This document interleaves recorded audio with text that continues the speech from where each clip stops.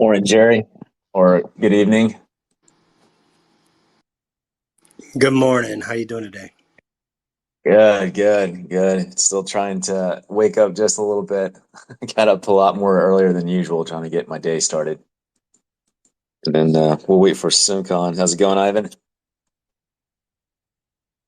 So we're gonna give it about 5 to 10 minutes, kind of let people trickle in, give SimCon some time to get in, and then we'll go ahead and get started.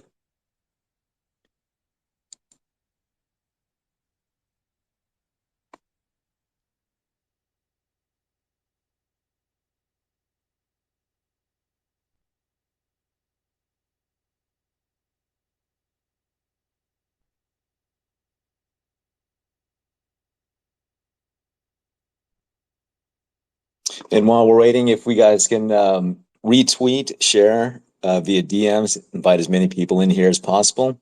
We'd like to get as many eyes and ears on this, as this would be a great opportunity for the Lung community to kind of listen in and educate, see what opportunities this has for everybody. That would be greatly appreciated.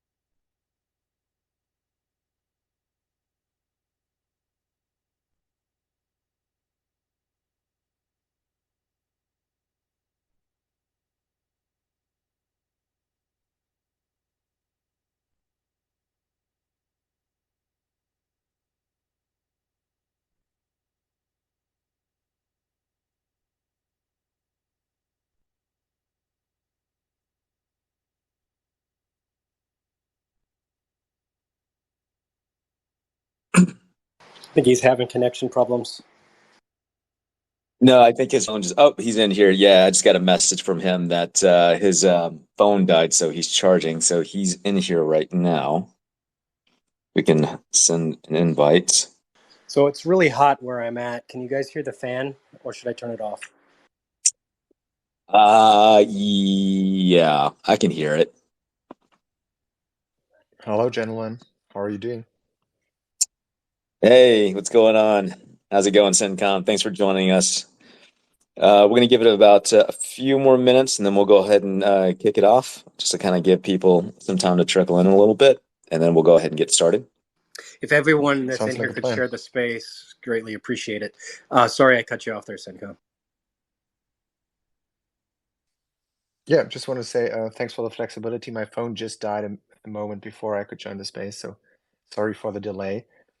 And if you're here from the whale community, yeah, like Jerry said, share the space, you know the drill. Hashtag ride the whale, and let's get some people in.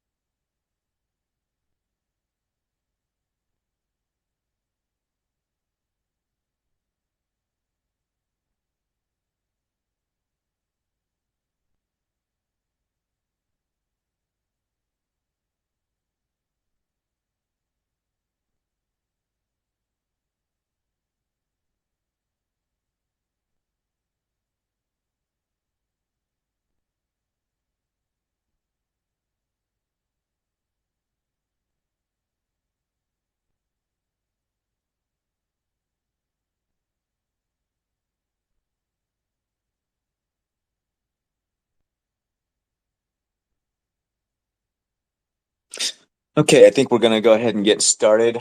As people will trickle in, just to note this space is also recorded as well. So I'd like to tee this off with a good morning, good afternoon, good evening, wherever you guys are. I want to thank you guys for coming in and joining this space, this special podcast that Jerry is hosting. I'm PSX, and I'll be the co-host for this programming. And with that, I want to say thank you, SinCon, for taking the time out of his busy day to join us and having this open conversation with Whitewell Protocol that he wants to bring to the Luna Classic community. And with that, I'm going to hand it over to Jerry, and let's go ahead and tee this up. Hey, Sencom, so happy you made it. So let's start off what your background is and how you got into what it is that you do now. Sure, thank you. So I'm Sencom. I'm a German citizen living in Switzerland currently. I am a computer scientist by academics. I used to work in artificial intelligence, computer vision to be precise, but somehow I got dragged into this whole crypto thing. And it started as, hey, that's curious, to, wow, I'm spending a lot of time here, to where I am now, where I spend all my day and energy on it. So a couple of years ago, I joined the White Whale team, just first as non-committed, but then more and more, and with more commitments, more responsibilities. And now I'm their CTO, and I do most of the technical design, technical leadership, but I also happen to get the great pleasure of talking on these Twitter Spaces with you guys. And could you give us a little history of Whitewell? I know it has some history on this blockchain that a lot of these people are familiar with, Luna Classic. Yeah, so Luna Classic was the original home place of the Whitewell protocol. So this was before my time. So I joined after that. I'm not the founder of the protocol.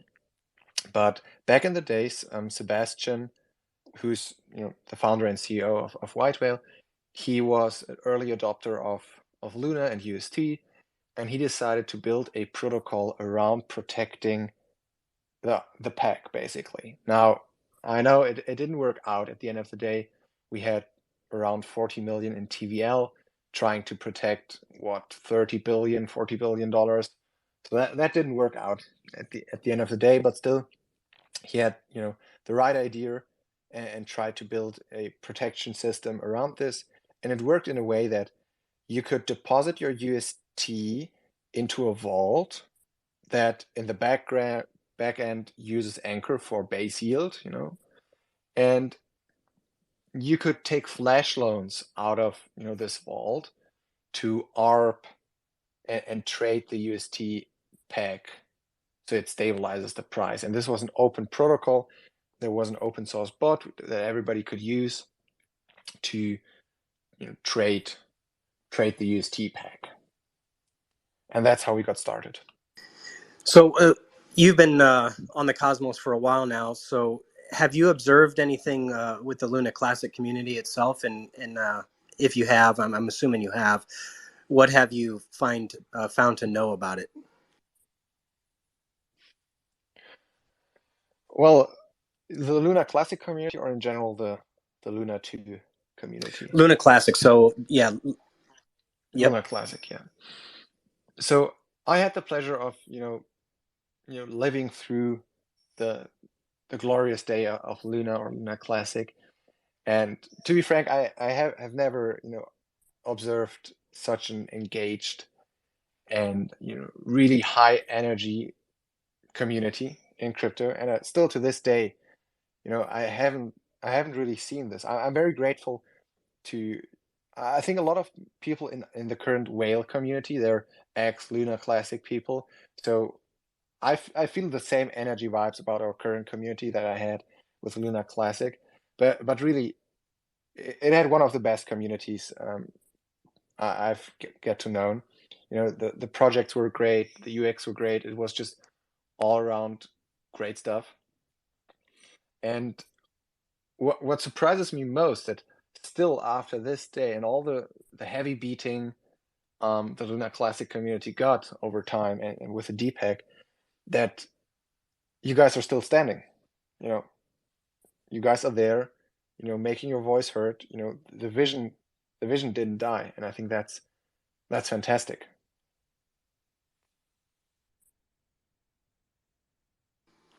So now, White Whale has a lot of solutions to many problems on the blockchain. I have a particular interest in talking about fractured liquidity and what are some solution sets and how can that help out Luna Classic?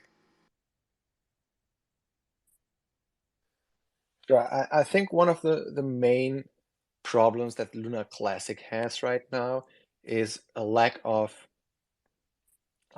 really high quality and innovative projects being developed there and being run there. I mean, a lot of the TFL project and what made really Luna what it is, they left for Luna 2 or built their own chain. So I think there is a lack of really innovation and cool developments on Luna Classic. And one of the reasons for this is, I believe, a little bit outdated technology. So it's very difficult to connect to Luna Classic on IBC. So there's, think of it like cities, so or nations. The Cosmos is some kind of a nation with a lot of cities, and they're connected through IBC. But on Luna Classic, unfortunately, doors are still shut. So it's very difficult to get in and out of Luna Classic from a technical perspective. But I think what White Whale could potentially bring to Luna Classic, and I can't commit to anything because the technical foundation isn't quite there yet. But we have, ever since we got our arbitrage protocol on Terra Classic, we have pivoted to a new model that focuses on liquidity movement. It contains a DEX. It still contains flash loan vaults. We have a growing number of partner projects building with us, for example, Backbone Labs. I'm sure everybody in this call knows Backbone Labs with the Skeleton Punks and the Grave Diggers who revived the B Luna asset and the Skeleton Punks collection. So we really have a large group of builders that build with us. And should we deploy on Terra Classic, I think this would bring lots of movement back into the system. Go ahead, PSX. Okay, so you said the doors are closed with Luna Classic community, and I'm trying to.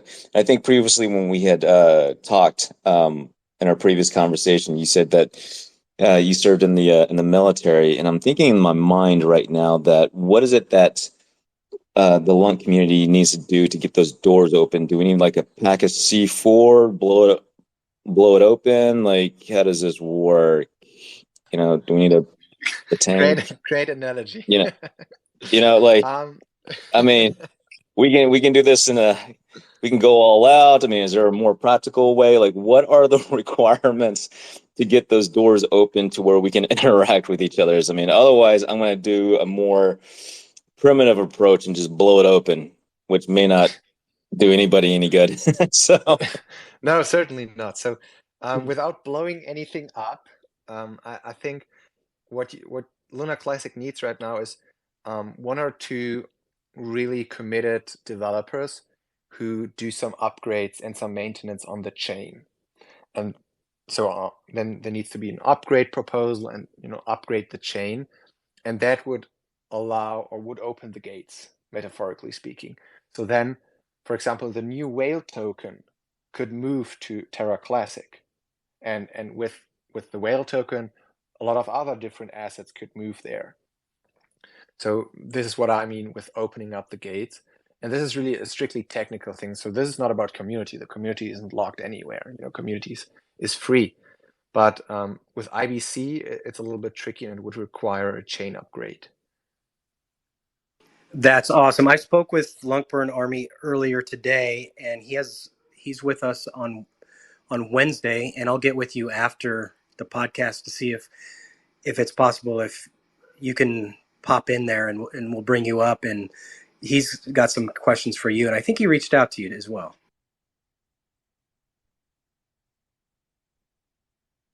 I need to check my DMs. I don't know on top of my head.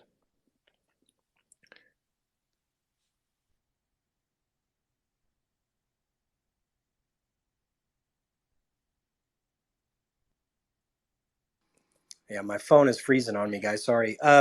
So as far as liquidity goes and stability, um, now I've done my homework on white whale protocol, and you guys provide more stability. Can you explain how that kind of works? Sure. So stability in markets, let's say there are two markets. There's Astroport and there's the White Whale DEX, and both have the same pools. So let's say there's I don't know, a whale UST pool on both dexes. So if there's a large buy order on one dex, it brings the system out of balance because then there's expensive whale on the one side and cheap whale on the other, and you can create market stability by arbitraging. So the idea is you buy low and sell high so that the price stabilizes again, and you can do this. Sometimes you can do it manually. This doesn't happen too often because typically it's computer programs, bots that are doing this because they're just much faster than we are. And providing stability, you need these bots to run, and they trade the prices to equilibrium, and this creates volume, and volume creates fees, and fees check more liquidity, and on top of that, it stabilizes the prices, which makes up for a much better user experience when trying to swap tokens. And you can support this trading of the bots by providing flash loans. So for those of you who remember, we had flash loans back on the Terra Classic days. So you could take flash loans in USDT and utilize up to 40 million USDT to trade whatever you need to do, for example, to burn or to utilize the mint burn mechanism of Luna and UST, or just trade between dexes, and without needing any capital of your own. That's the power of flash loans. And the combination of having open source bots, like we have a community of very dedicated people who build bots with us, for us, and having this community alongside with flash loans and alongside with the DEX, that's a lot of movement. That's a lot of economic activity. That's really beneficial to every place it goes to. So this has got me really excited, and this is the reason why. Because in the past, that type of trading activity has only been accessible to the big investors, right? And White Whale provides a way that everybody in this space right now that's listening, if it comes to Luna Classic blockchain, or it's already active, guys, on other blockchains as well.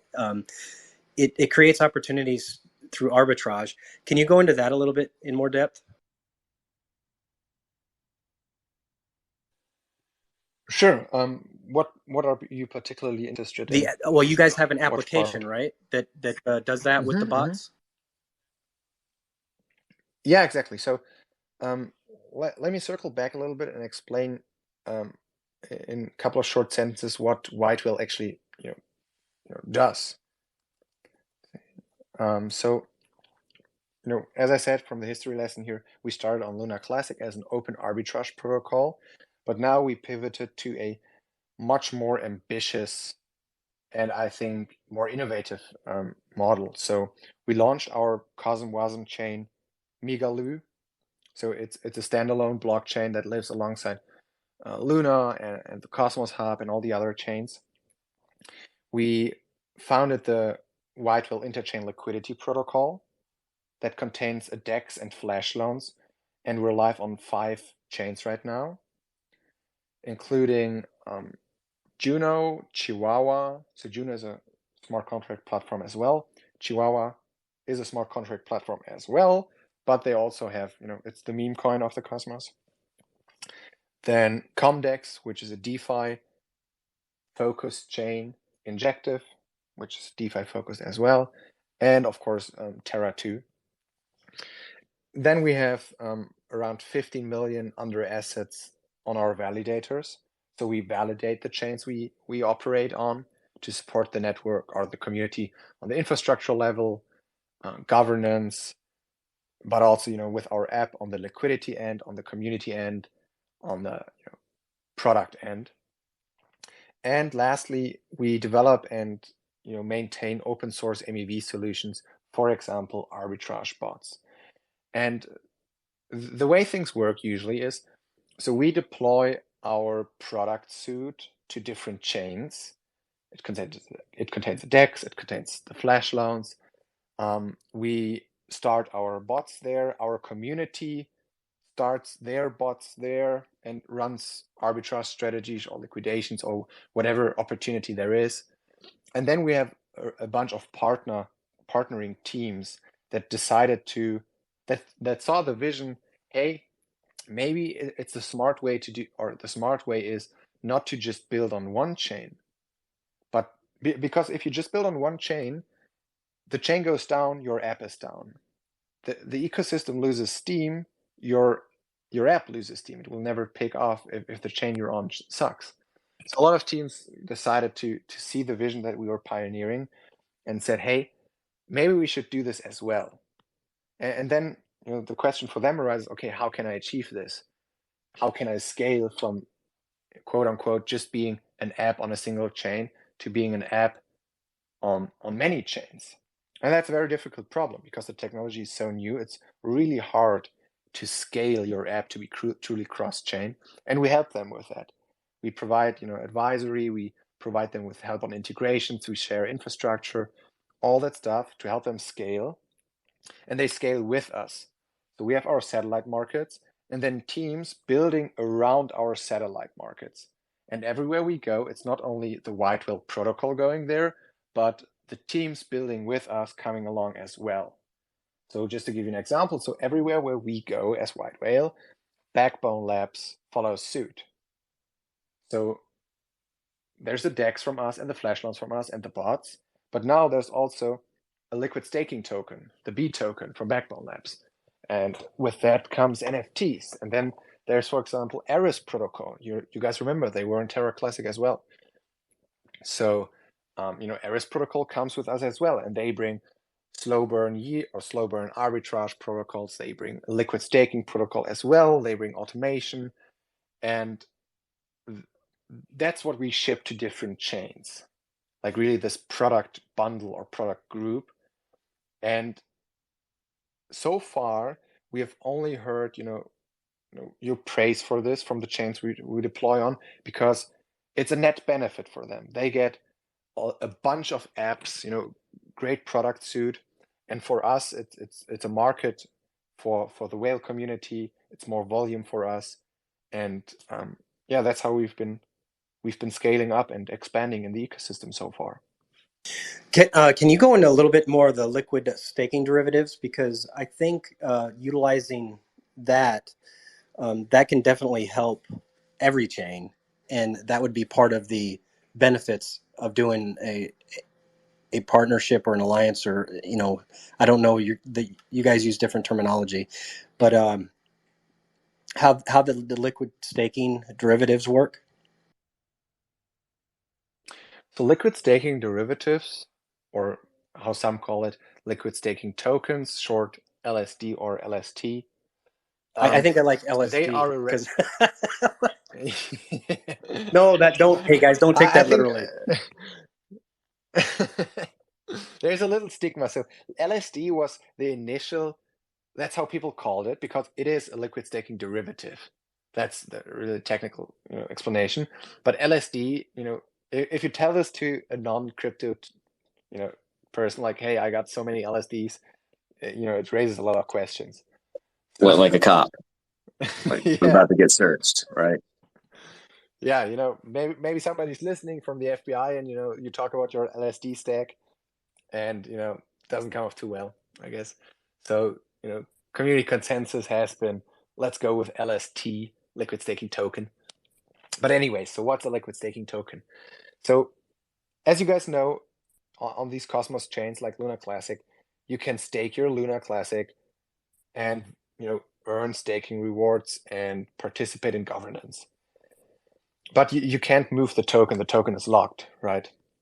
So liquid staking tokens, they are a representative or a representation of a liquid stake or a staked token, but you can move it around.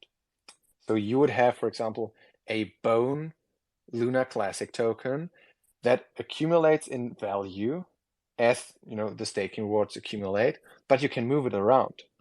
And this opens up some very interesting possibilities because, for example, imagine you want to lend out your tokens in a lending protocol. So you could put in Luna, right? But then you miss out the staking gains. But with a liquid staking token, you can liquid stake them, pocket in whatever yield there is, I don't know, 15% APR, and then lend that token out. So you put in $1,000 worth of Luna, liquid staked, and the loan is practically self-repaying.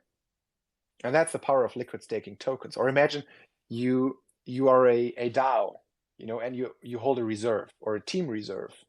You can hold them in liquid staking tokens, they accumulate in value. Or you want to LP. So it's much nicer to LP your tokens. Let's say there's a Luna Atom pool. You pool it, but you miss out on both staking gains. Like I think Luna has 17% APR and Atom like 25%. You missed it out. But if you pool liquid staked Atom and liquid staked Luna, you get both gains, and then on top the swap fees from the pool. So that's really the power of liquid staking tokens, and it just unlocks a lot of possibilities because you have a yield bearing asset, and you can use it so greatly as collateral, as a reserve. It just opens up a lot of doors. Well, it really sounds exciting to me. What do you think, PSX? Well, it opens up doors, but we've got to get our doors open first. I mean, I'm leaning more toward the to the C4, just kind of blow it open and call it a day. But you know, still not the smartest idea. Uh, uh, just kind of going back to what he was talking about earlier. Um, One of the things that I mean, but going back to having a dedicated team, I mean, the L1. I mean, I'm really curious to see what that conversation looks like. I mean, we still have quite some time to go. To my knowledge, and again, I don't want to, I don't, I don't want to assume too much, but to my knowledge, I believe our L1 team is trying to hit parity before the end of May, which definitely is good timing to start opening up these conversations between the L1 and L1 team and White. Well, I know those guys are busy as hell, just putting their with their nose down and just working away. Uh, let's see. As far as that goes, like, is there anything that you have to add, like, as far as like a roadmap goes on where you guys want to are heading long term wise? Like, what's the big picture on this one? You mean big picture of our products or big picture on where we move next with our satellite markets?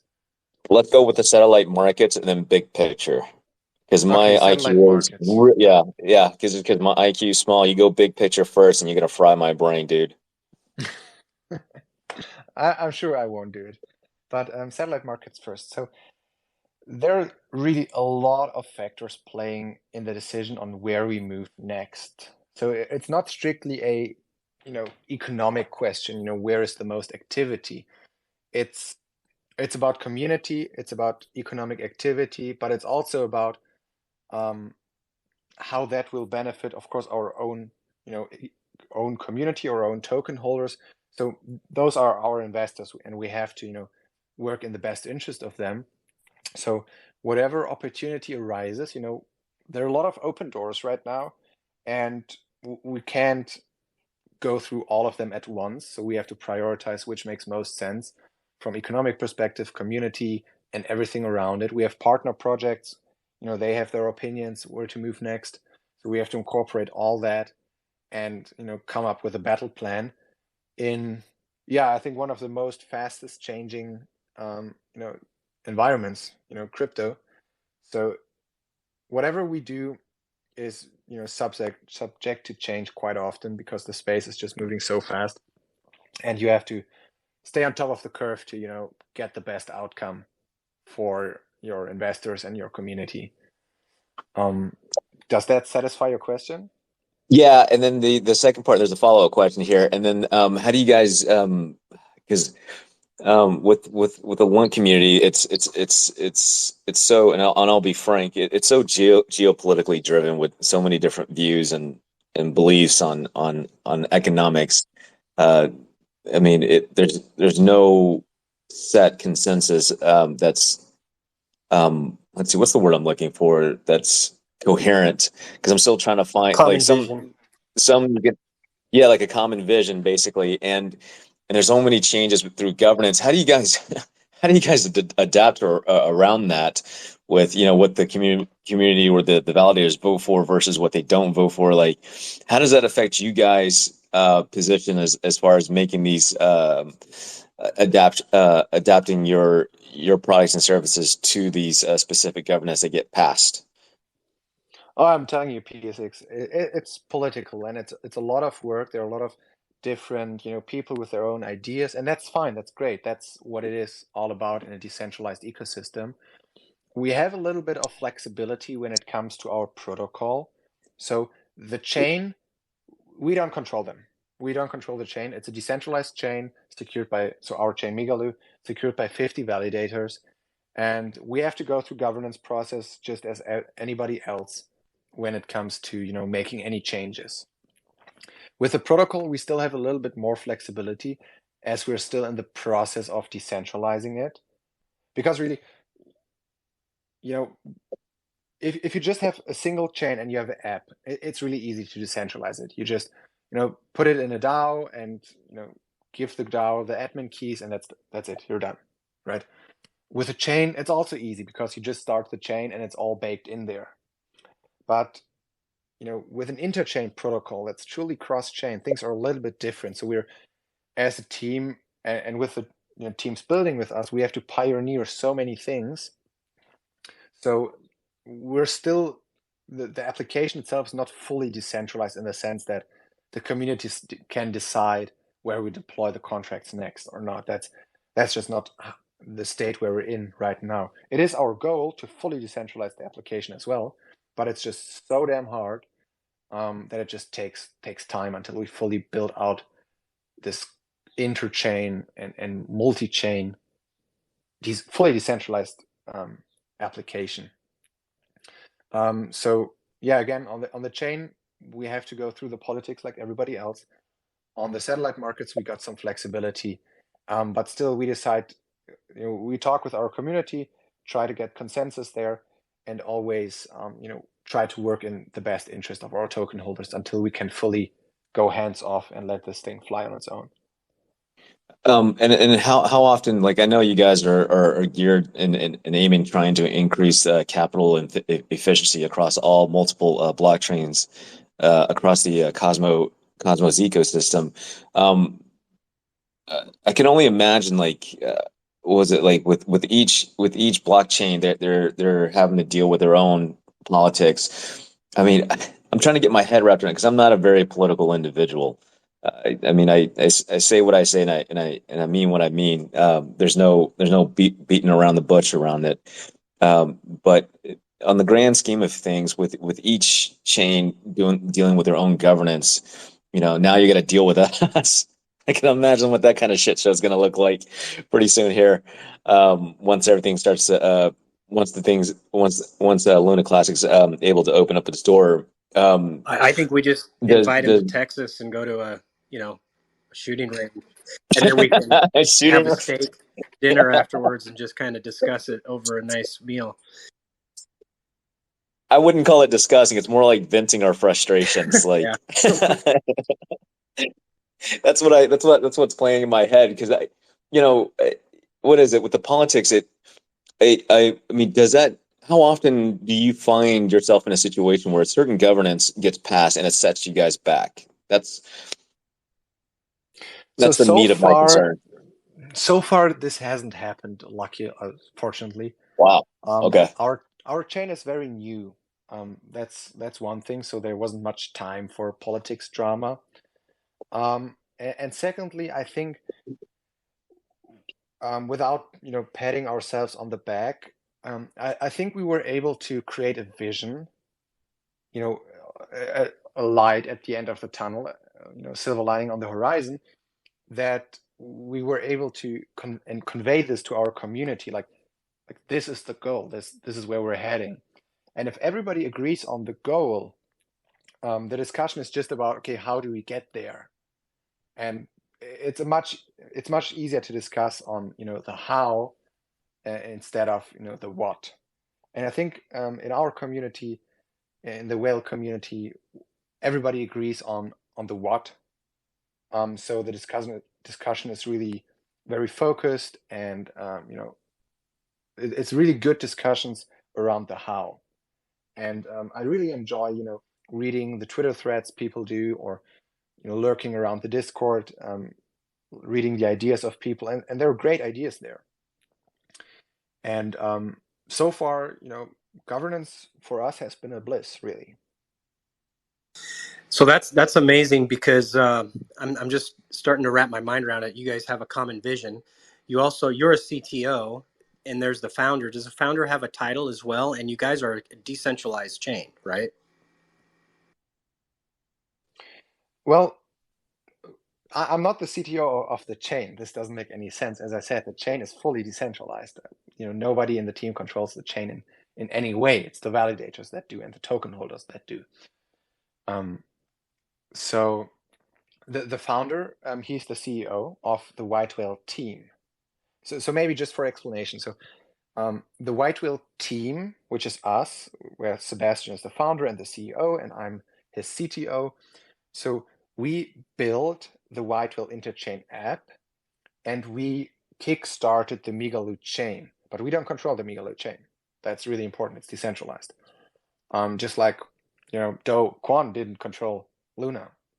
Sure, he had a great standing in the community. He was the person who gave the vision, the idea, who drove this thing, but he didn't hold the keys in his hand, and neither do we. That's an important distinction. So there's definitely a way to design a structure that allows for a common vision and common goals moving forward. So I'm glad you shared that with us. I think as far as what we can do to open the doors for you guys and bring you over, I think a portion of the community would be concerned about the security of Migaloo chain itself. Can you go into some of the aspects of that? Sure. So just today, Rockaway, it's a large investor and validator. I was invited on their YouTube channel or podcast, and we talked about how we built up the chain. So I encourage everybody here to check this out. The video just dropped today.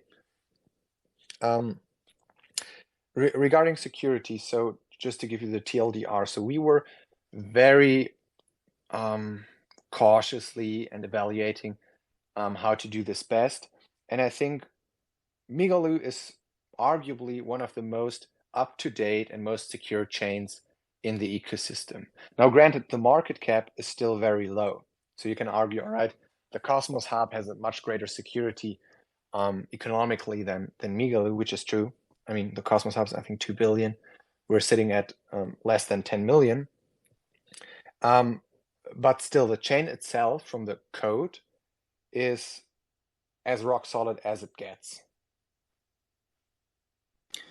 Awesome. Now, we didn't really get into Whale in detail as far as the tokenomics go. Can you explain a little bit of the Whale token and how that works? Sure. This is my favorite question. Love to talk about tokenomics. This is really fun because I think what a lot of chain or layer ones did wrong, or still doing wrong, is creating a token with no utility other than, yeah, you can stake it and vote in governance, which is great. You need to do this, but they stop there. They put a crazy high inflation on it, like, yeah, let's start with 5,000 APR and go from there. And the result is that everybody who buys in just gets wrecked. And then after a while, the chain, the tokens print and print and print and print, and the price, prints in the wrong direction. So, and that's a tokenomic problem.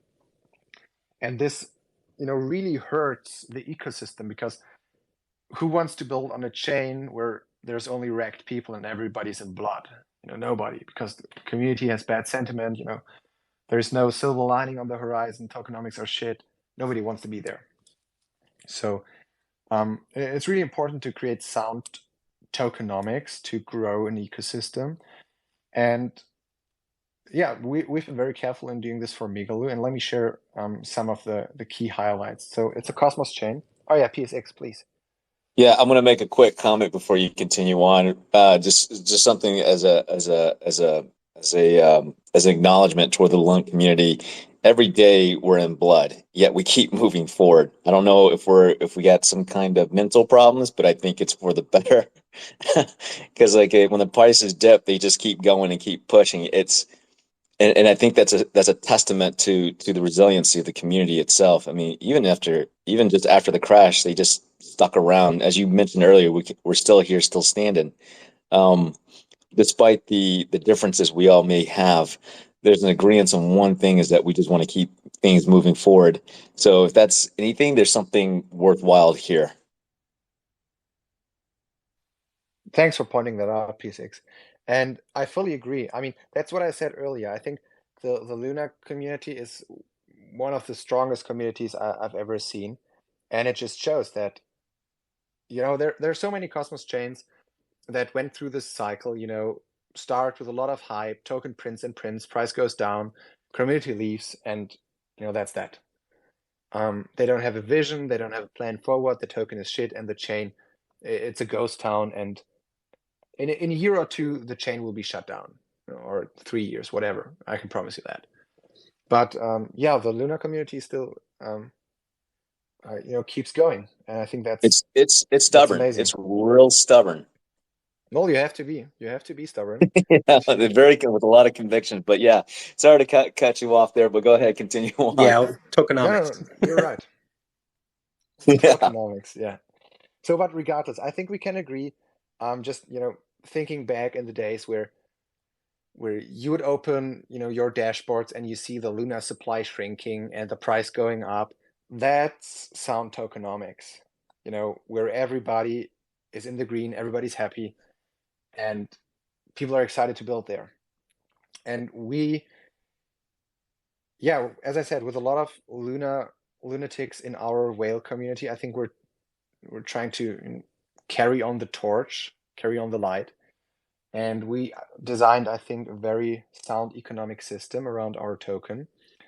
And being a layer 1 token, so token of the blockchain, the whale token has a very low base inflation of 4%. So there's no hyperinflation. We don't start out with 10,000 APR. It's just very low, predictable 4% inflation. And you need this to create economic growth. So if you were to just start with a hard cap, this becomes a problem, because you can't really pay your validators to run the chain. And if the token is strictly deflationary, you have little reason to use it in an economy. But we want economic activity on Migaloo. We want people to trade, to lend, to borrow, to gamble, to buy NFTs, to swap them, to do everything with it. So you need a base inflation to kickstart economic activity and growth. So we went for 4% base inflation, nothing more, nothing less, no hyperinflation at all. Then I think one of the greatest inventions or economic innovations that you can do with blockchains is that you can create a token, an asset that is inflationary, in the sense that you stake it, you get more, but at the same time make it deflationary, so the total supply shrinks. And Luna had this. You could stake Luna and earn Luna, APRs from staking, but the total supply was shrinking. And this, I believe, is one of the most soundest models of an asset that can exist, because you got the properties of an inflationary token, which, as I said, is growth, economic activity, movement, and at the same time you have this deflationary properties that just make you go, all right, I'll never sell my stack because tomorrow there will be less tokens in circulation. But I can stake it and earn even more. But the total supply shrinks. And this is one of the most exciting things I believe there are in crypto right now. And Luna, when the system was still running at full speed, was showcasing the power of having a strong burn mechanism that creates a deflationary total supply and a mild inflation to reward staking. And we're trying to do something similar. So small base inflation, and then we have a we will have a burn mechanism on chain that burns the transaction fees, trying to make the total supply actually deflationary. And then we have our satellite markets, the white whale outposts. And this is where it gets interesting. So you have your chain, and you have the token, the whale token, and it earns you inflation. And you can take a liquid staking token and liquid stake your whale, basically, and that token earns you the inflation. And then you can move it to any of our satellite markets, may it be on Luna, on Injective, on wherever. And the satellite markets itself, they generate revenue. Every swap, there is a fee taken, a protocol fee. Every flash loan, there's a protocol fee. And those are accumulated.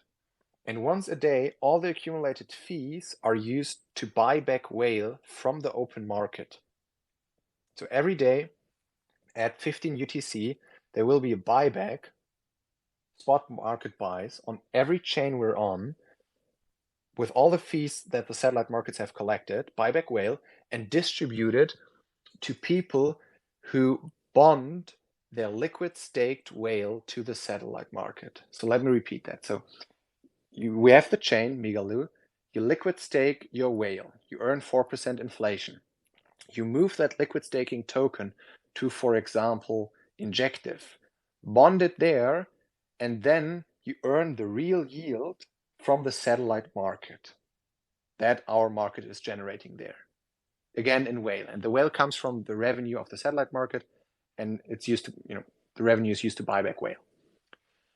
And so you can double dip, basically. You earn the inflation of the chain, and you earn the real yield on the satellite markets.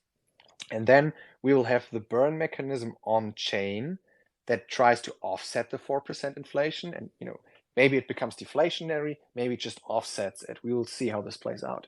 And then a part of the revenue from the satellite markets, that the whale that is bought back, will not be distributed but also burned.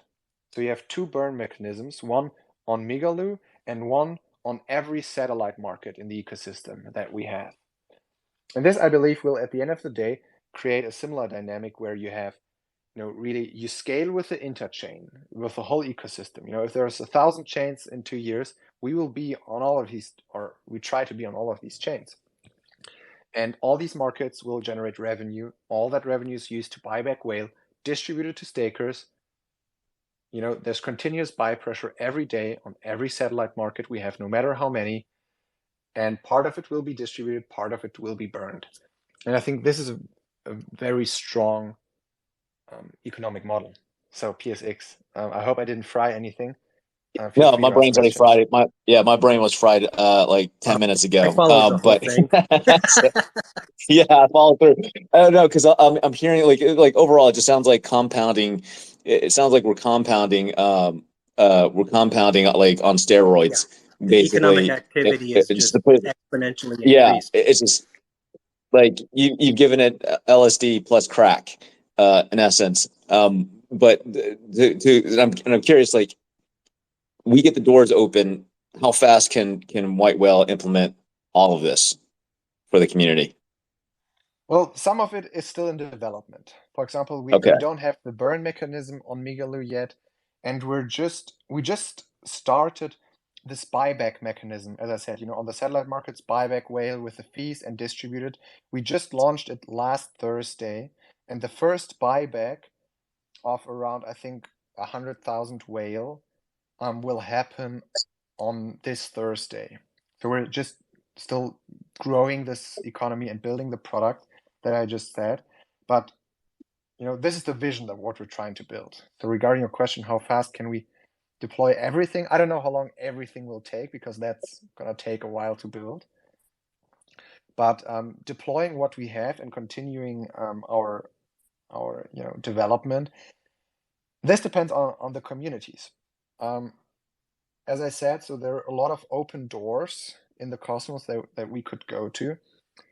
And it really depends on our community and where they want us to move next.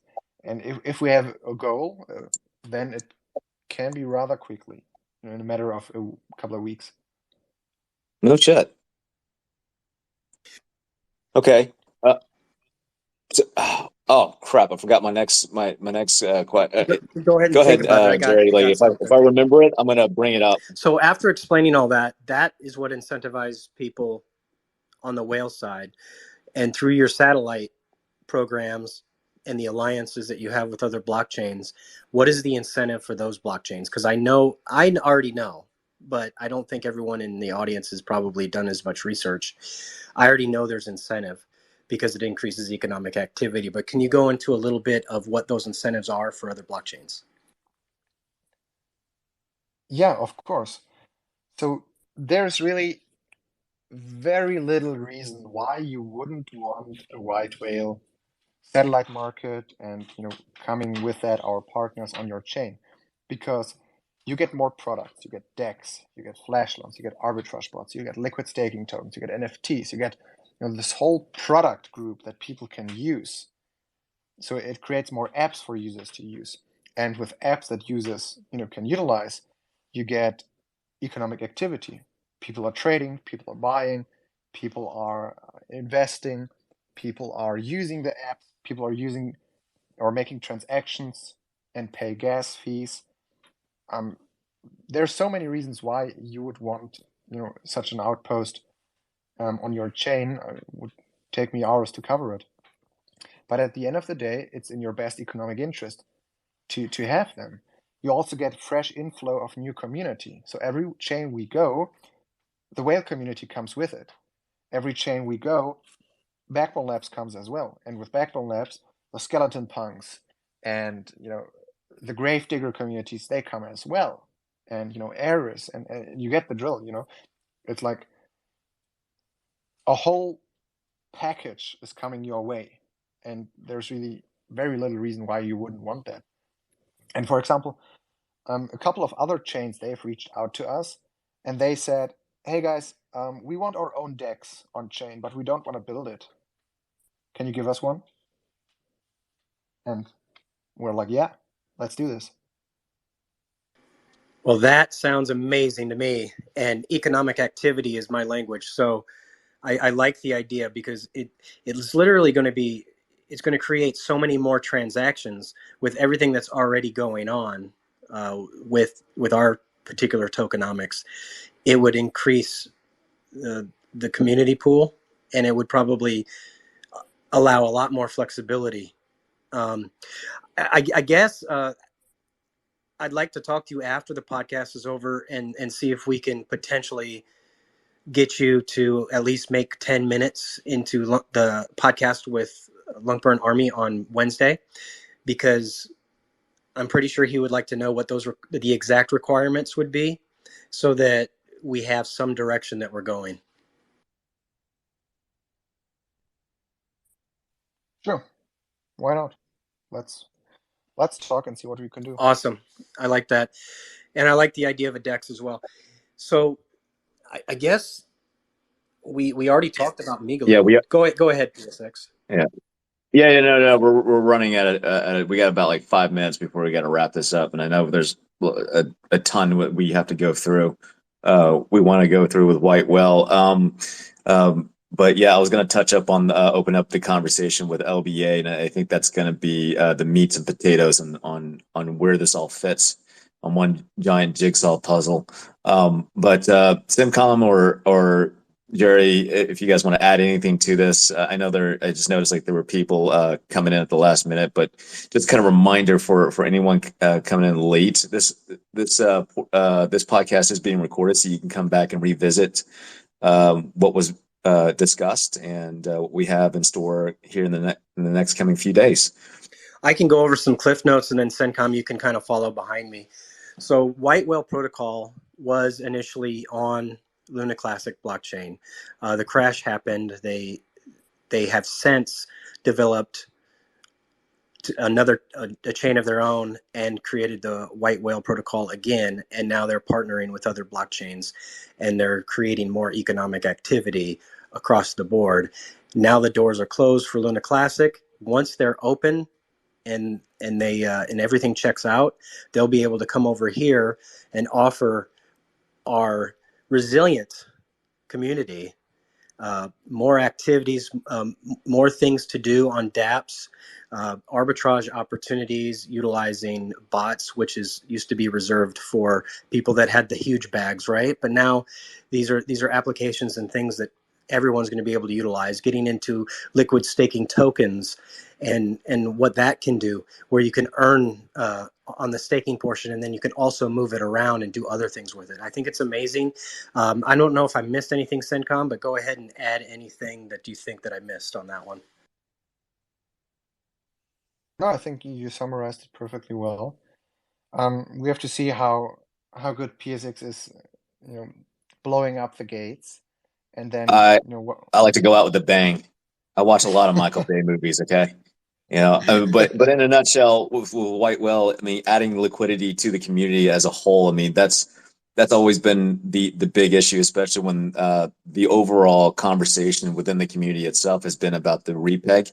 So the debate's been open about that, and then another segue to after LBA and the L1 team maybe have a conversation between you and Redline Drift or Duncan. That seems like a really cool, viable opportunity there, to where for the community, for educational reasons, where we can see if there's anything we might have missed or may have not considered. And again, and to be frank, I'm not the most economic savvy person in the community, but I'm always here, willing to learn and see where things go. Yeah, I'm curious to see how this plays out. And just as closing notes, I like to invite everybody here in this call to check out what we're doing. I think we have really found a sweet spot in creating a great vision and keeping the spirits high in this bear market. And I'm very grateful for our great community. I see a lot of friendly faces here, I know, in this space. So everybody who's on Luna Classic, I'd like to, while the gates are still shut, I'd like to invite you to take a look at what we're doing. We're live on really a lot of chains, and I think yeah, it's going to be a wild ride. So Yeah, and come for join those of us. you, yeah, and for those of you first time hearing about White Whale, give CINCOM and White Whale a follow, and watch their activities. And then while we tee up the conversation between L1 dev team and CINCOM himself. Well, CENTCOM, I want to personally thank you for coming on the podcast and giving us this information. And I'm looking at this and I'm trying to, I already knew about it. I was looking into it and I'm excited about it. And I really hope that we can blow the doors off and get the IBCs going so that you guys can consider coming over. And then with that discussion with Lunkburn Army and L1, do whatever we need to do to get you guys on board over here and back to where you guys were born, right?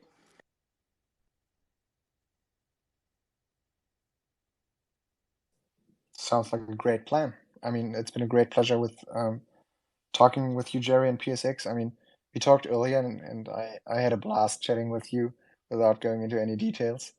So looking forward to do that again anytime soon. And yeah, shout out to the very resilient Luna Classic community for holding up all this time. And also shout out to the whale community. You guys rock. So yeah, thank you very much. After this, we'll try And to with get that, you we'll go on ahead and Discord, and then if LBA is available, we can kind of do a little preliminary discussion there and get you guys hooked up, and we'll just take care of all that. So, Luna Classic community, like PSX and myself, we're trying to reach out to projects just like this, and we're going to do it more. And this one I'm very, very excited about, and I really do hope everything works out. Go ahead, PSX. Thanks everyone for coming in and listening.